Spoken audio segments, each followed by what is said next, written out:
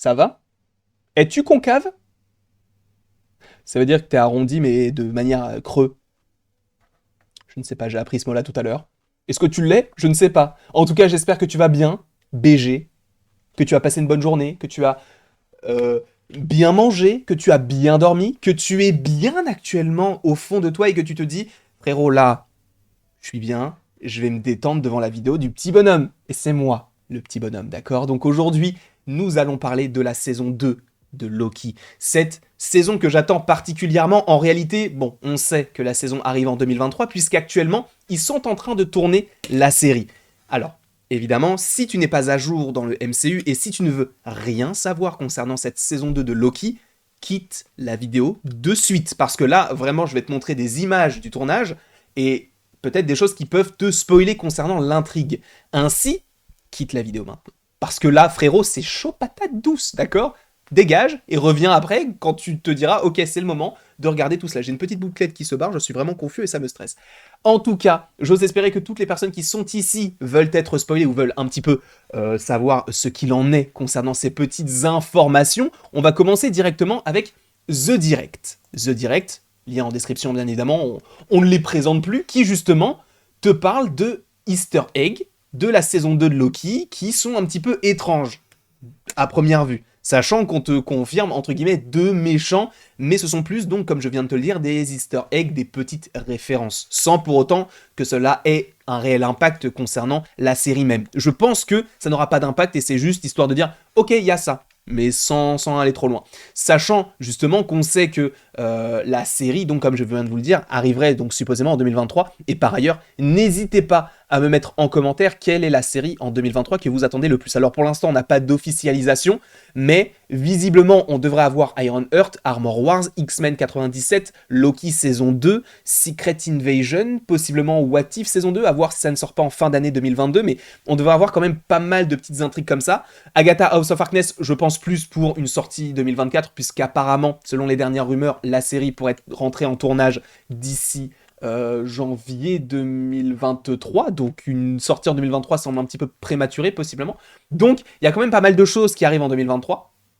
Ainsi, n'hésite pas en commentaire à me dire ce que tu attends le plus. Mais du coup, concernant ces easter eggs, on est là-dessus. On est sur des affiches de films, donc on est à côté d'un cinéma, The Zaniac. Donc avec plusieurs petites affiches, c'est plutôt intéressant. Mais qui est Zaniac? Et ils te le disent très clairement, je ne vais que le lire, puisque je ne le connais pas, et ça va me permettre aussi d'en apprendre un petit peu plus. Mais Zaniac est certainement l'un des personnages les plus effrayants de Marvel. Introduit pour la première fois dans Thor 319 à partir de mai 1982, en tant qu'entité possédant divers hôtes afin de semer la terreur et le chaos. On pensait même qu'il avait pris le corps de Jack l'Éventreur, etc. Bref, c'est sympathique. Mais ce personnage, si on parle de Jack l'Éventreur, on pense à l'Angleterre. Donc est-ce que la série Loki se déroulera en Angleterre? On ne sait pas. En tout cas, le tournage, en réalité, peut-être qu'il se passe à Londres, je ne sais pas du tout. Mais en tout cas, est-ce qu'on ne serait pas à un moment donné en Angleterre? C'est possible. Sachant que Zaniac est un méchant de l'univers de Thor, donc on restera un petit peu dans la même lignée, Thor, Loki, tout ça. Mais il n'y a pas qu'une seule affiche, il y en a même trois. Et on va même aller après sur comicbook.com. Là, d'ailleurs, il te montre un visuel donc de Zaniac un petit peu plus visible, du coup un visuel visible, mais t'as compris. Et là, il y a une affiche donc de Phone Ranger. Oui, oui, ce mec, Phone Ranger, c'est tout simplement un téléphone. Il a des touches sur le torse et il a un comment on appelle ça? C'est pas le combiné, mais tu sais, le truc là pour décrocher dans son dos, mais on dirait que c'est sur sa tête. Oui, c'est un personnage qui semble être un petit peu farouche et qui va supposément être un antagoniste fort dans la série Loki. C'est faux. Parce que pour moi, ça restera des easter eggs. Parce que justement, le Phone Ranger est un héros encore plus sauvage, vêtu d'un costume qui ressemble littéralement à un téléphone filaire avec des touches numériques sur sa poitrine, après avoir découvert comment puiser dans d'innombrables lignes téléphoniques. C'est de la merde. Donc ne vous inquiétez pas, je pense que ce personnage-là, c'est juste un petit easter egg au moment où justement on sera à cet endroit-là, dans, je suppose, les années 70. Parce qu'apparemment, on pourrait être dans les années 70. Donc, parce que TVA, tout ça, tu connais, mais on en parlera un petit peu plus tard. Donc déjà, Phone Ranger et Zaniac, pourquoi ces deux personnages? Et justement, ils le disent là. En réalité, moi, je pense que c'est surtout des easter eggs, et c'est ce qu'ils disent là. Ces deux-là sont des clins d'œil amusants d'une histoire de Marvel. En réalité, il n'y aura aucun aucune, je pense, aucune connexion avec ce que l'on a aujourd'hui dans le MCU. Ça me semblerait trop illogique et trop... c'est pas bienvenu, je suppose. Sauf que si on va sur comicbook.com, on a d'autres petites informations puisqu'il y aurait un lien avec Eternals. Alors, on aime ou on n'aime pas le film, le fait est que les Éternels sont là depuis très longtemps, et aujourd'hui dans le MCU, on a de plus en plus de mentions à ces petits personnages. Par ailleurs, je ne sais plus qui m'avait mentionné ça dans une des vidéos, dans un des commentaires, mais c'est vrai que certaines personnes m'avaient dit, en fait, frère, Black Panther, il peut y avoir une connexion par rapport à certaines choses dans Eternals. On en parlera, hein, mais ça peut avoir une petite connexion. On verra de toute façon. Mais allons sur ce Twitter, justement. Alors, bon, j'ai pas l'habitude d'aller sur Twitter, mais on a les mêmes photos. On a donc du Zaniac, on a donc d'autres affiches plutôt sympas, mais zoomons sur l'affiche de droite où, justement, c'est Now in London Cinemas. Donc, premièrement, on sait qu'on est à Londres. Donc, voilà, est-ce que c'est intéressant ou non en réalité par rapport à l'intrigue? Je n'en sais rien du tout. Mais là, on a The Great Kingo. Kingo qui est donc un éternel, et là on le reconnaît totalement. Sachant que Kingo, il y a eu de plus en plus de références sur ce perso, et Kumail Nanjiani, en plus d'avoir tourné dans Eternals, il a joué récemment dans Obi-Wan Kenobi.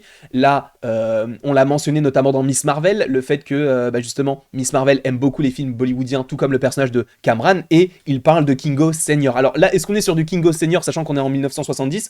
En réalité, je pense que oui, mais je trouve que la référence, elle est incroyable. Alors, le fait est que ça aurait été cool d'en avoir avant qu'ils annoncent le film Eternals et tout, mais peut-être qu'ils n'avaient pas du tout prévu de faire ce film Eternals à ce moment-là. Mais, donc, c'est plutôt stylé, je trouve, d'avoir ces petites images donc de Kingo, tout ça. Sachant que là, je vais me remettre en grosse tête parce que j'ai autre chose à vous montrer, mais je veux vous montrer les bonnes choses, je veux pas vous montrer n'importe quoi non plus. Je vais taper Loki saison 2, parce qu'en fait, il y a d'autres photos en fait, qui ont fuité du tournage, si je ne dis pas de bêtises. Alors, je vais peut-être pas vous montrer les vidéos, en réalité, parce que j'ai peur du strike ou quoi que ce soit, donc je vous mettrai le lien du truc en description. Mais en réalité, bon, voilà les différentes images que l'on a. Je vais vous le mettre là, justement. Hop, si je fais ça comme ça, hop là. Donc là, on a du Loki, bon, très classe, hein, bon, c'est un milestone en même temps, et on a également, du coup, le personnage de Mobius.